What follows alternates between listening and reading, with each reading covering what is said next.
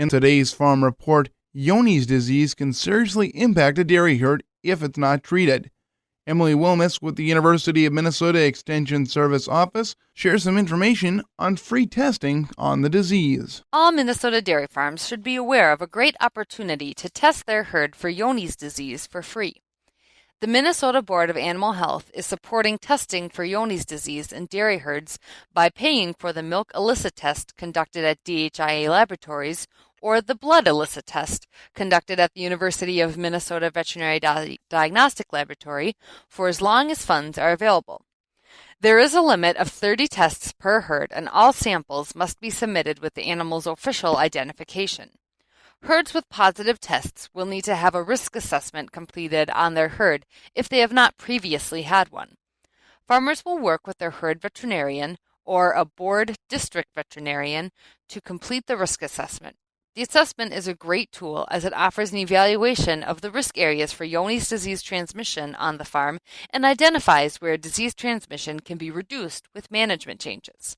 To schedule a herd risk assessment, contact your veterinarian or neighborhood district veterinarian.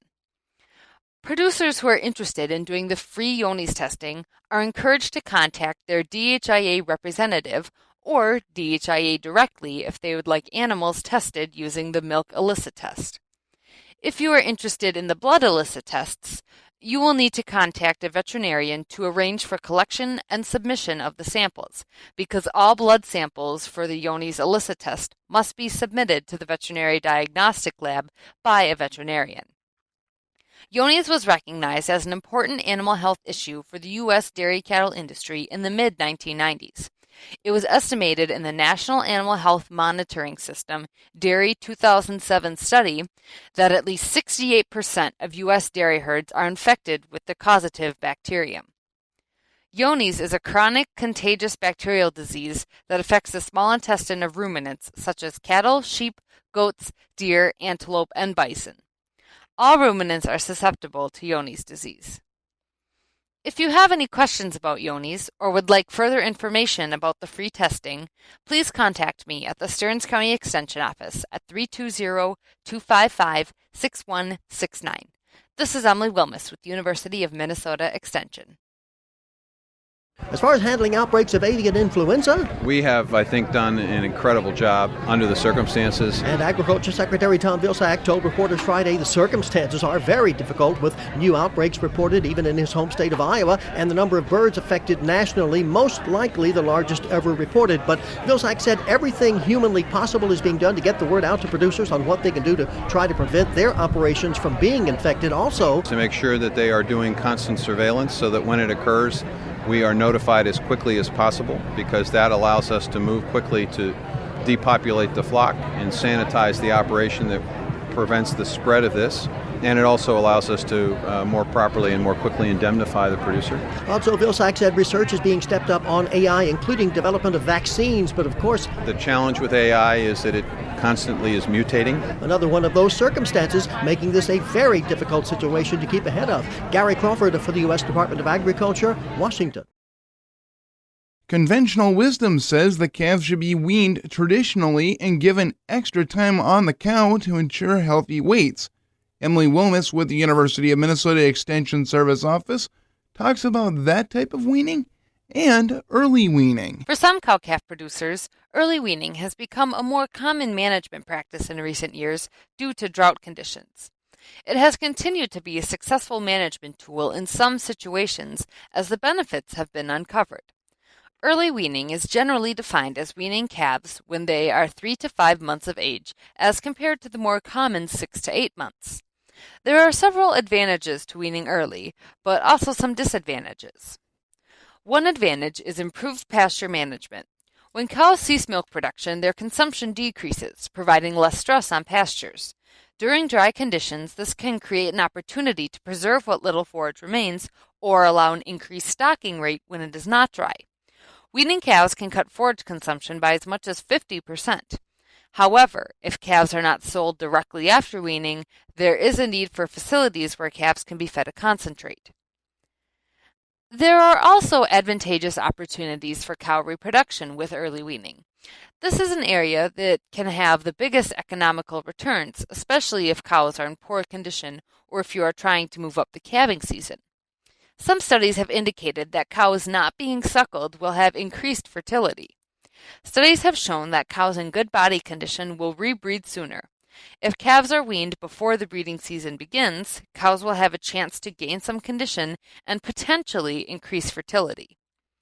With early weaning, there are some concerns related to calf health.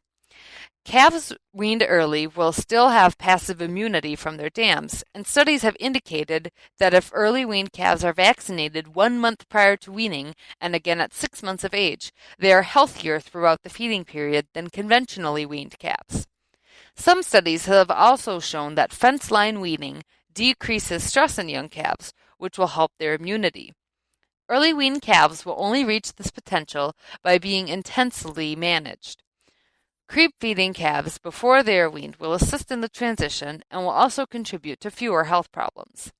Calves should be fed a high-grain, high-protein diet that includes an ionophore.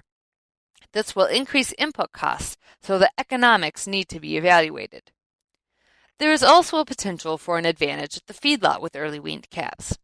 Calves weaned early have an improved feed efficiency and similar yield grades as conventionally weaned calves. Early weaned calves can also have improved meat quality, with a greater percentage grading low choice or better. These economic benefits can best be captured if ownership is retained through the finishing phase or if calves are sold at a premium.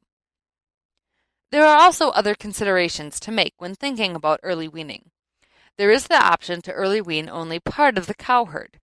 Cows that make good candidates, such as thin cows, 2- and 3-year-old cows, late calvers, and cows that will be culled in the fall, could be weaned while other calves remain on cows. Several studies have compared early weaned calves with conventionally weaned calves by measuring characteristics in the early weaned calves at the time the conventionally weaned calves were weaned to provide equal comparisons. In most studies, early weaned calves had a similar or greater body weight and similar or higher average daily gain than conventionally weaned calves. These studies have also shown that with early weaning, cow body condition improves, cows begin to cycle sooner, and pregnancy rates increase. Early weaning does require more management and attention to the weaned calves. It also adds cost initially, so these costs need to be captured elsewhere to make this economical. These costs can be gained back by the decrease in pasture pressure, the increase in fertility of cows, the improvements in feedlot performance, or the gains in selling cull cows earlier.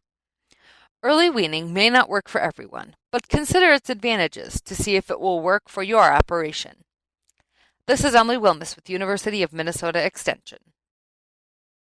The U.S. country of origin labeling scheme was challenged by Mexico and Canada in the WTO and initially ruled in violation of WTO rules. Now we're waiting on the results of the appeal by the U.S. If the U.S. loses that, then Canada and Mexico have the right to retaliate. Agriculture Secretary Tom Vilsack telling broadcasters this week that at that point the whole thing will be dumped in the lap of Congress, which would have several options. First, allowing that retaliation to proceed and having other aspects of agriculture or the economy impacted, or reform the COOL legislation so that it's more WTO compliant, or make the decision to repeal the COOL legislation altogether. And the possible options for reforming COOL? There may be a generic label that they can come up with. There may be a voluntary effort that allows folks to market USA product, but it won't be a mandated or mandatory requirement. But of course, all this hinges on how the WTO rules on the U.S. appeal. That ruling, according to the WTO, could come within the next 30 days. Gary Crawford for the U.S. Department of Agriculture, Washington.